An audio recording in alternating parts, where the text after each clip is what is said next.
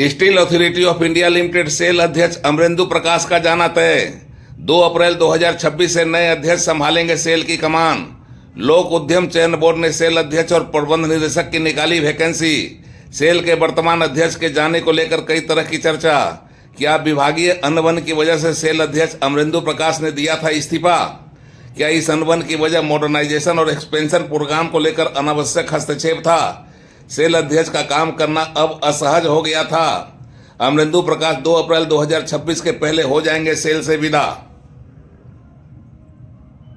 Authority of India limited के अध्यक्ष सह प्रबंध निदेशक की तलाश शुरू कर दी गई है। इसके लिए लोक उद्यम चयन बोर्ड ने विधिवत तरीके से विज्ञापन निकाला है और लोगों से बाकायदा आवेदन आमंत्रित किया गया है। भारत सरकार के लोक उद्यम चयन बोर्ड के कार्मिक और प्रशिक्षण विभाग की ओर से जारी किए गए विज्ञापन संख्या 20/2026 में बताया गया है कि steel authority of India limited के अध्यक्ष सह प्रबंध निदेशक का पद 2 अप्रैल 2026 से रिक्त होगा और इस पर नियुक्ति के लिए वेतनमान 2 लाख से 3,70,000 रुपये IDA होगा। इस रिक्ति की नियुक्ति निकालने के साथ ही यह तय हो गया है कि वर्तमान अध्यक्ष सह प्रबंध निदेशक steel authority of India limited Amarendu Prakash अब अपने पद पर नहीं रहेंगे और अब उनकी जगह पर नए अध्यक्ष सह मैनेजिंग डायरेक्टर को लाया जाएगा। अब यह तय हो गया है कि अमरेंदु प्रकाश जिनके इस्तीफा की बात पिछले दिनों हवा में आई थी वह अफवाह नहीं थी और उसमें सच्चाई थी। चर्चा है कि अमरेंदु प्रकाश का टेन्योर अभी लंबा था, लेकिन किसी बात को लेकर उनका विवाद हुआ और फिर उन्होंने अपना इस्तीफा दे दिया। इसकी आधिकारिक तौर से पुष्टि नहीं हुई थी, लेकिन अंदर से बाहर तक सेल अध्यक्ष के इस्तीफा की जानकारी तैरती रही थी, फैलती रही थी। लेकिन अब विधिवत तरीके से नए अध्यक्ष की खोज के लिए निकाले गए विज्ञापन से यह पता चल गया है कि अब अमरेंदु प्रकाश की विदाई हो जाएगी और 2 अप्रैल 2026 तक सेल की कमान किसी नए अध्यक्ष के हाथ में होगी।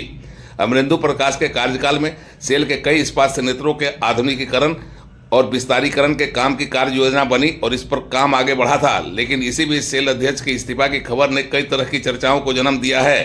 चर्चा यह है कि सेल अध्यक्ष के इस्तीफा की वजह विभागीय सचिव से अनबन थी।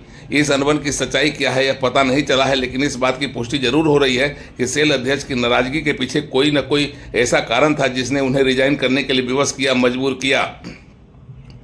चर्चा तो सेल के इस्पात संयंत्रों के मॉडर्नाइजेशन और एक्सपेंशन के संदर्भ में भी की जा रही है और चर्चा यह है कि सेल की इस कार्य योजना में अनावश्यक तौर से हस्तक्षेप बढ़ा दिया गया था या कुछ खास कारण था जिसे सेल अध्यक्ष को अपने पद पर रहकर काम करना असहज हो गया था और इसी असहजता ने सेल अध्यक्ष को अपने पद से इस्तीफा देने को मजबूर किया, विवश किया और उन्होंने इस्तीफा देकर चर्चा को गर्म कर दिया था।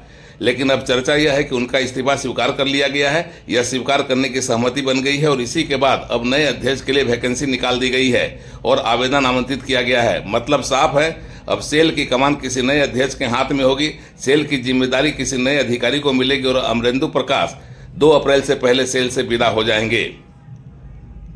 बोकारो से उड़ान लाइव की एक्सक्लूसिव रिपोर्ट।